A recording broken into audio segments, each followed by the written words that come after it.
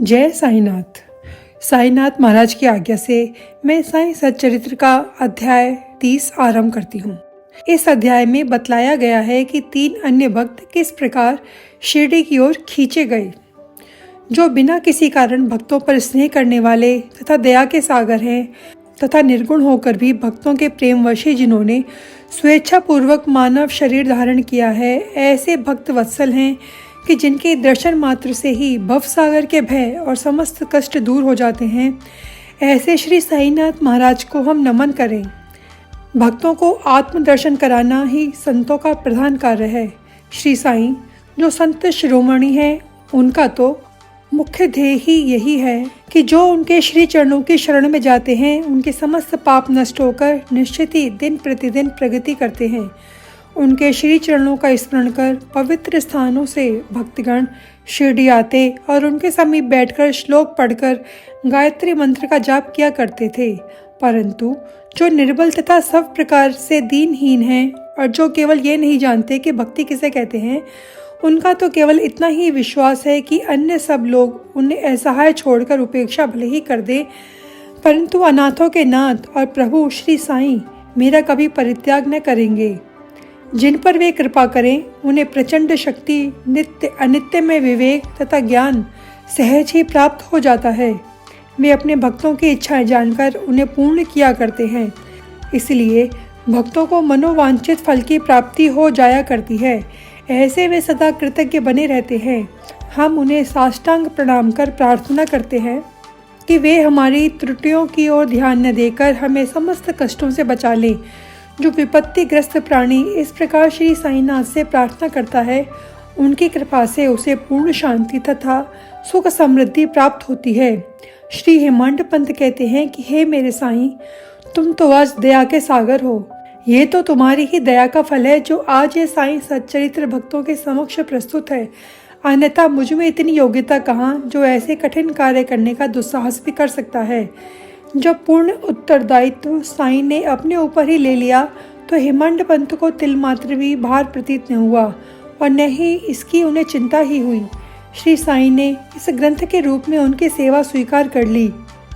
ये केवल उनके पूर्व जन्म के शुभ संस्कारों के कारण ही संभव हुआ, जिसके लिए वे अपने आप को भाग्यशाली और कृतार्थ समझते हैं। नीचे लिखी कथा कपोल कल्पित नहीं, वरन विशुद्ध अमृत तुल्य है।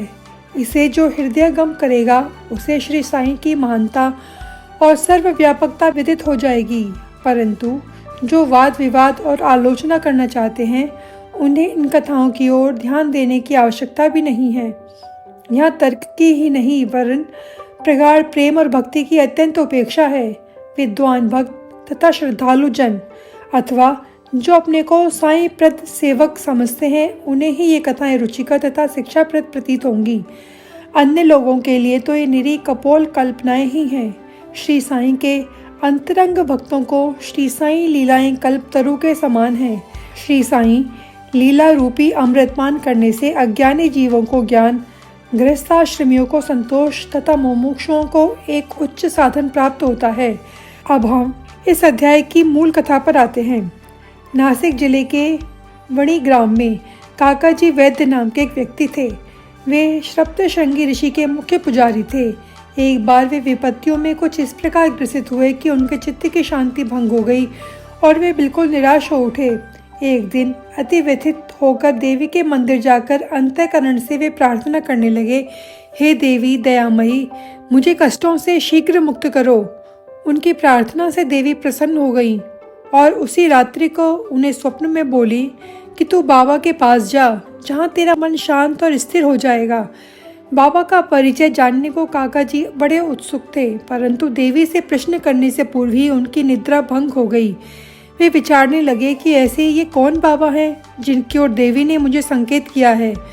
कुछ देर विचार करने के पश्चात वे इस निष्कर्ष पर पहुँचे कि संभव है कि वे त्र्यंबकेश्वर बाबा ही हों। इसलिए वे पवित्र तीर्थ त्र्यंबक गए। वहाँ 10 दिन व्यतीत किए। वे प्रातःकाल उठकर स्नान आदि से निवृत्त हो रुद्र मंत्र का जाप कर साथ ही अभिषेक व अन्य धार्मिक कृत्य भी करने लगे, परंतु उनका मन पूर्ववत ही अशांत बना रहा। तब वे अपने घर लौटकर अति करुण स्वर में देवी की स्तुति करने लगे। उसी रात्रि में देवी ने उन्हें पुनः स्वप्न में दर्शन देकर कहा, तू व्यर्थ ही त्र्यंबकेश्वर क्यों गया? बाबा से तो मेरा अभिप्राय था शिरडी के श्री साईं समर्थ से। अब काका जी के समक्ष मुख्य प्रश्न ये उपस्थित हो गया कि वे कैसे और कब शिरडी जाकर बाबा के श्री दर्शन का लाभ उठावें। यथार्थ में यदि कोई व्यक्ति किसी संत के दर्शन को आतुर हो तो केवल संत ही नहीं, भगवान भी उसकी इच्छा पूर्ण कर देते हैं। वस्तुतः यदि पूछा जाए तो संत और अनंत एक ही हैं, उनमें कोई भिन्नता नहीं। यदि कोई कहे कि मैं स्वतः ही अमुक संत के दर्शन को जाऊंगा, तो इसे निरे दंभ के अतिरिक्त और क्या कहा जा सकता है?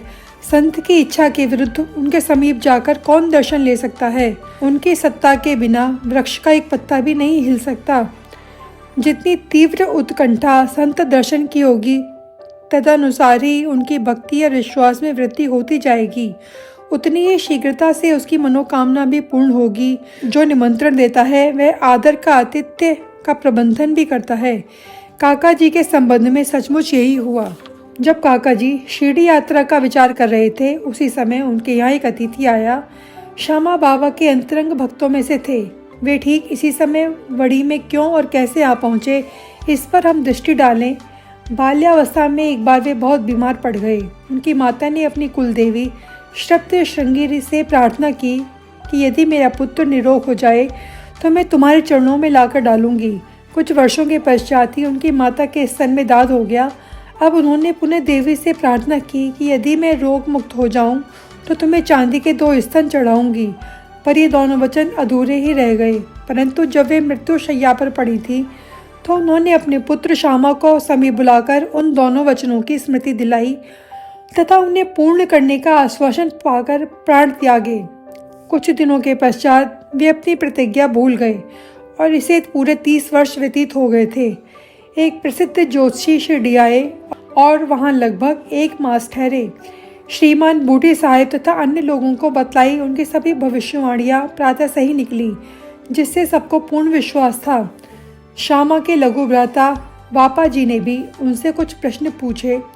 जब जोशी ने उन्हें बताया कि तुम्हारे ज्येष्ठ भ्राता ने अपनी माता को मृत्यु शैया पर जो वचन दिए थे उनके अब तक पूर्ण न किए जाने के कारण देवी असंतुष्ट होकर उन्हें कष्ट पहुंचा रही हैं। जोशी की बातें सुनकर श्यामा को उन अपूर्ण वचनों की स्मृति हो आई। अब और विलंब करना खतरनाक समझकर उन्होंने सुनार को बुलाकर शीघ्र चांदी के 2 स्तन तैयार कराए और उन्हें मस्जिद में ले जाकर बाबा के समक्ष रख दिए तथा प्रणाम कर उन्हें स्वीकार कर वचन मुक्त करने की प्रार्थना की। श्यामा ने कहा कि मेरे लिए तो सप्त श्रृंगी देवी आप ही हैं, परंतु बाबा ने साग्रह किया कि तुम इन्हें स्वयं लेकर देवी के चरणों में अर्पित करो। बाबा की आज्ञा व उदी लेकर उन्होंने वड़ी को प्रस्थान कर दिया। पुजारी का घर पूछते पूछते वे काका जी के पास जा पहुँचे। काका जी इस समय बाबा के दर्शन को बड़े उत्सुक थे और ठीक ऐसे ही मौके पर श्यामा भी वहां आ पहुंचे। यह संयोग भी कैसा विचित्र था। काका ने आगंतुक से उनका परिचय प्राप्त कर पूछा कि आप कहां से पधार रहे हैं। जब उन्होंने सुना कि वे शिरडी से ही आ रहे हैं तो वे एकदम प्रेम पूर्वक श्यामा से लिपट गए और फिर दोनों का श्री साईं लीलाओं का वार्तालाप आरंभ हो गया। अपने वचन संबंधी कृत्यों को पूर्ण कर वे काका जी के साथ शिरडी लौट आए। काका मस्जिद पहुंचकर बाबा के श्री चरणों से जा लिपटे। उनके नेत्रों से प्रेमाश्रुओं की धारा बहने लगी और उनका चित्त स्थिर हो गया। देवी के दृष्टांतानुसार जैसे ही उन्होंने बाबा के दर्शन किए, उनके मन की अशांति तुरंत ही नष्ट हो गई और वे परम शांति का अनुभव करने लगे। वे विचार करने लगे कि कैसी अद्भुत शक्ति है कि बिना कोई संभाषण या प्रश्नोत्तर किए अथवा आशीष पाए दर्शन मात्र से ही अपार प्रसन्नता प्राप्त हो रही है। सचमुच में दर्शन का महत्व तो इसे ही कहते हैं। उनके त्रिषित नेत्र साईं चरणों पर स्थिर हो गए और वे अपनी जिह्वा से एक शब्द भी न बोल सके। बाबा की अन्य लीलाएं सुनकर उन्हें अपार आनंद हुआ और वे पूर्णतः बाबा के शरणागत हो गए। सब चिंताओं और कष्टों को भूलकर वे परम आनंदित हुए। उन्होंने वहां सुखपूर्वक 12 दिन व्यतीत किए और फिर बाबा की आज्ञा, आशीर्वाद तथा उदी प्राप्त कर अपने घर को लौट आए। ऐसा कहते हैं कि प्रातःकाल वेला में जो स्वप्न आता है वह बहुधा जागृत अवस्था में सत्य ही निकलता है। ठीक ऐसा ही होता है, परंतु बाबा के संबंध में ऐसा कोई प्रतिबंध नहीं था। ऐसा ही एक उदाहरण प्रस्तुत है। बाबा ने एक दिन तृतीय पहर काका साहेब दीक्षित को तांगा लेकर राहता से खुशहाल चंद को लाने के लिए भेजा, क्योंकि खुशहाल चंद से उनकी कई दिनों से भेंट न हुई थी। राहता पहुंचकर काका साहेब ने यह आदेश उन्हें सुना दिया।